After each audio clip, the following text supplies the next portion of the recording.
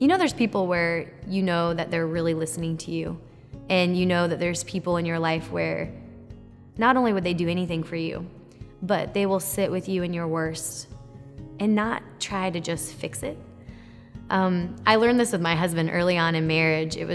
I'm very much a fixer. So he would be trying to explain something that he was struggling with or something he was thinking about, and he would want to talk about it, and I would always interject and say like, oh, okay, we can fix that.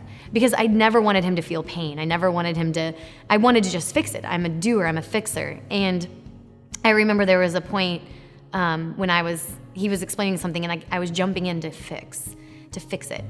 And he grabbed me by the hand and he goes, I just need you to listen to me. And it taught me something that day, that a great mercy is to sometimes sit with people in their suffering. Compassion means to suffer with. And when you think about suffering, to suffer with someone doesn't necessarily mean to just jump in and fix it. And I've seen religious sisters serve, they spend their entire lives serving the poor, the sick, the elderly, the unborn, the homeless. You will find them in the hardest of the most beautiful places of suffering. And yet, if you've ever met a religious sister, the number one thing you walk away with is incredible joy. And you know that what they're enduring and what they see every day doesn't always have a joyful face and doesn't always give them joy.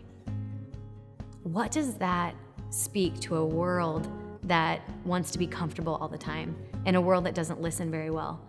Compassion and joy, being able to suffer joyfully with someone, being able to take on sufferings joyfully.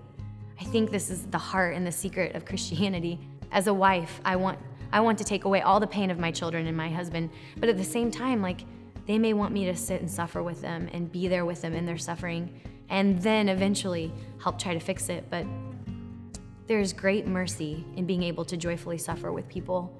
And then when people need you to pick them up and pull them out, a lot of times that joy of being able to joyfully face the trials of life, that joy and the ability to see joy in others is really what can carry you through anything.